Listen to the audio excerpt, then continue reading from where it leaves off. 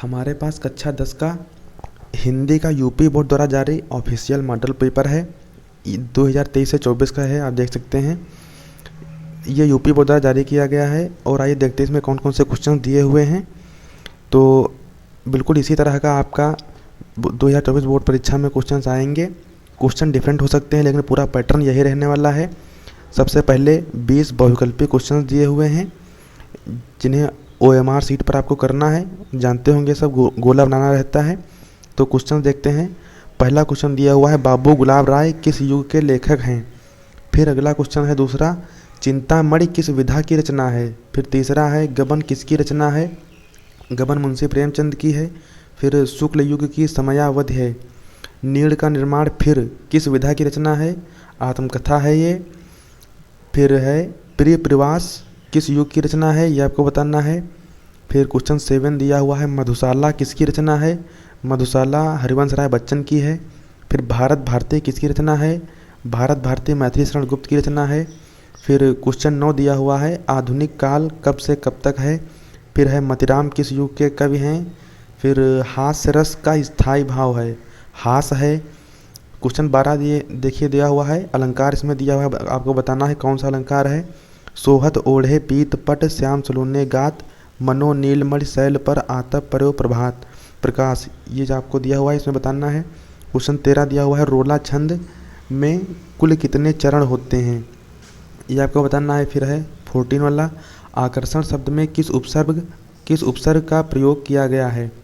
15 वाला है, रचना के आधार पर वाक्य के कितने भेद हैं। 16 वाला दिया हुआ है, पीताम्बर में कौन सा समास है। फिर 17 है, आंसू का तत्सम रूप है। फिर क्वेश्चन 18 दिया हुआ है, कर्तृवाच्य में किसकी प्रधानता होती है। फिर 19 वाला दिया हुआ है, ताभ्य शब्द में वचन एवं विभक्ति है। फिर क्वेश्चन 20 दिया हुआ है, निम्नलिखित में सर्वनाम है, आपको बताना है इसमें कौन सा सर्वनाम है, वह सर्वनाम है। ये टोटल 20 क्वेश्चन दिए हुए थे, इन्हें आपको करना है। फिर खंड बा में देखते हैं, गद्यांश दिया हुआ है और इसी पर बेस्ड आपको प्रश्नों के उत्तर देना है। 3 क्वेश्चन दिए हुए हैं, सभी क्वेश्चन 2-2 नंबर के हैं और 2 गद्यांश दिए हुए हैं। इसमें से आपको कोई एक करना है, ठीक है स्टूडेंट्स।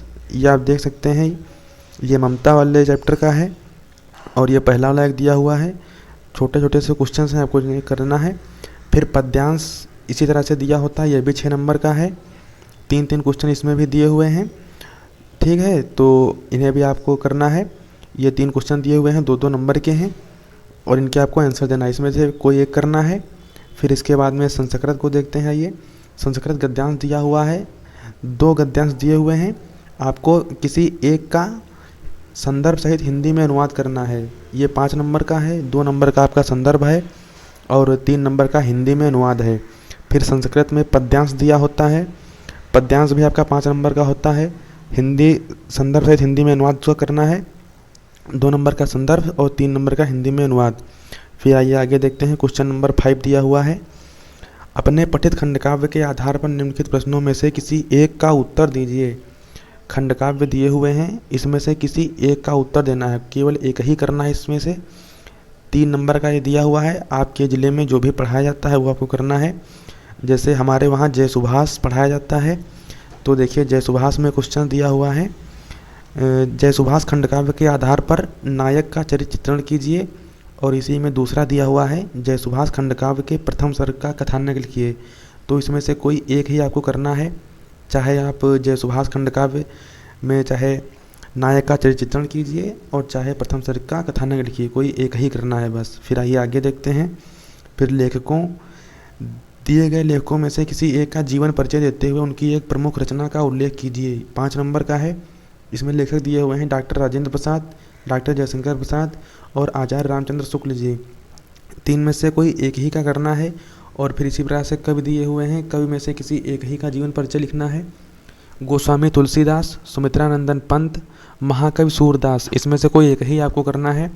फिर क्वेश्चन 7 दिया हुआ है, अपनी पाठ्यपुस्तक में से कंठस्थ कोई एक श्लोक लिखिए जो इस प्रश्न पत्र में ना आया हो। ये 2 नंबर का है, कोई श्लोक आप याद कर लीजिएगा, वो लिख दीजिएगा। फिर प्रश्न संस्कृत के प्रश्न दिए हुए हैं, ये 1-1 नंबर के हैं और 4 प्रश्न दिए हैं, इसमें से कोई आपको 2 ही करना है। एक एक नंबर के हैं। देखिए दिया हुआ है भारतीय संस्कृते मूलम किम अस्ति, पूर्वराजः कः आसीत्, चंद्रशेखरः कः आसीत्, कः आसीत्, वीरः केन पूज्यते, वीरः वीरेण पूज्यते।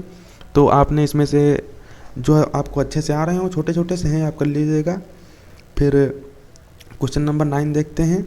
किसी एक विषय पर निबंध लिखिए, आपको निबंध लिखना है। और ये देखिए स्टूडेंट्स, पूरे 7 नंबर का निबंध है ये।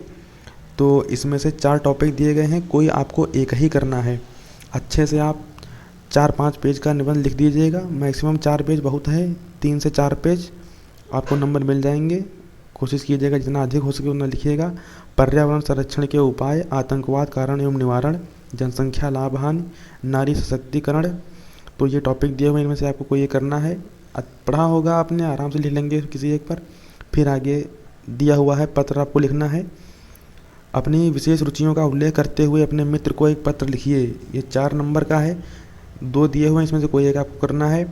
उत्तर मध्य रेलवे को एक शिकायती पत्र लिखिए जिसमें टिकट निरीक्षक द्वारा किए गए अभद्र व्यवहार का उल्लेख हो। 2 दिए गए, इसमें से कोई आपको एक ही करना है। स्टूडेंट्स, ये पूरा पेपर दिया हुआ था, तो ये बिल्कुल 2024 परीक्षा पर बेस्ड है। बिल्कुल सेम इसी प्रकार से आपका पेपर आएगा 2024 में। क्वेश्चन डिफरेंट हो सकते हैं, बाकी पैटर्न पूरा यही रहेगा। और स्टूडेंट्स, हमारे चैनल को सब्सक्राइब कर लीजिए। पूरी तैयारी हमारे चैनल पर कराई जा रही है। कक्षा 9 से लेकर 12 तक गणित का एक एक क्वेश्चन चुन कर सॉल्व कराया जा रहा है हमारे चैनल पर। प्लेलिस्ट में सभी वीडियो अपलोड किए जा रहे हैं धीरे धीरे। सभी क्वेश्चंस के सोल्यूशन आपको एकदम फ्री में मिल जाएंगे। धन्यवाद स्टूडेंट्स, जय हिंद।